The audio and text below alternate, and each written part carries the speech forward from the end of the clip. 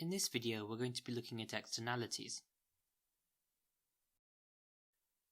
We'll define externalities as the difference between social costs and benefits and private costs and benefits, and then identify a few key examples.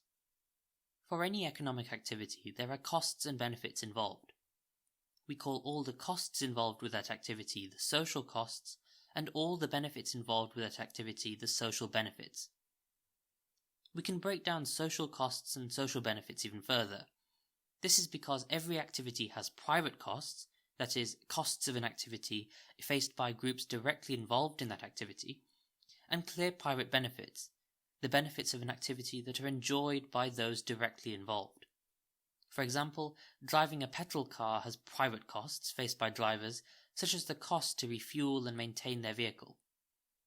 However, these are likely to be outweighed by the private benefits of being able to travel quicker and at any time, compared to public transport, where you may not be able to go to places in the middle of the night, and your journeys are bound by a timetable. But these aren't the only costs and benefits involved. Another aspect to social costs and benefits are externalities. Externalities are the spillover effects on third parties of private economic activities. As these spillover effects don't impact the individuals in the market directly buying or selling the good or service in question, they are often not taken into account by the free markets.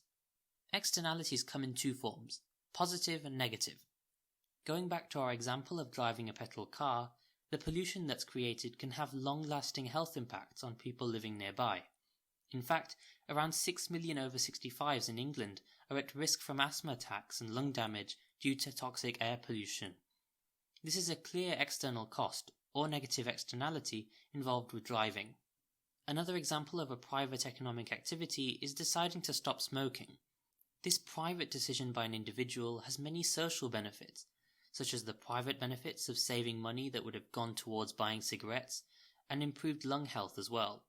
But there are also external benefits, or positive externalities associated with this decision. A decision to stop smoking can also reduce passive smoking, and that's where other people nearby breathe in tobacco smoke from a smoker, in a car or at home for example. This is why deciding to stop smoking has positive externalities enjoyed by third parties who are not directly involved with that decision to quit smoking. There are many examples of positive and negative externalities. Examples of positive externalities include job creation, site development, training and education, research and development, and new technology. The UK government's private economic decision to give the green light to HS2, a high-speed rail system running from London to Manchester, is likely to provide many of these positive externalities. It's expected to create over 22,000 jobs in the next few years, so we're definitely going to see some job creation taking place.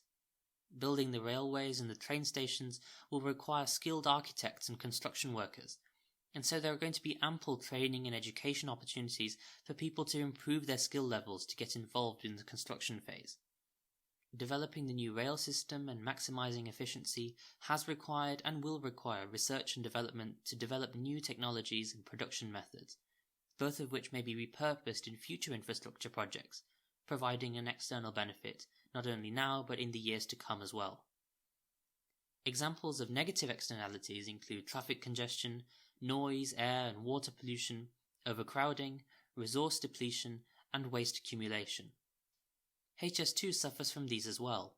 There are concerns that the project will harm the UK's wildlife and biodiversity, and clearly the construction is going to lead to noise pollution and waste accumulation.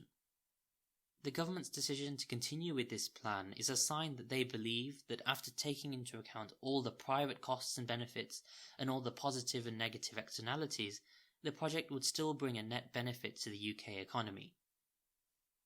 A key idea you may want to make a note of is that both production and consumption can lead to externalities. Deciding to spend time in education has positive external benefits for society, as being well educated enables you to educate other people, and as a result they benefit as well. As mentioned earlier, deciding to smoke can lead to negative consumption externalities.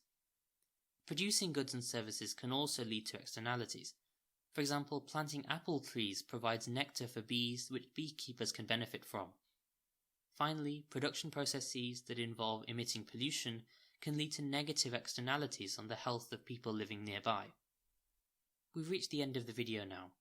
Here's a news article and some accompanying questions related to externalities. Thank you very much for watching.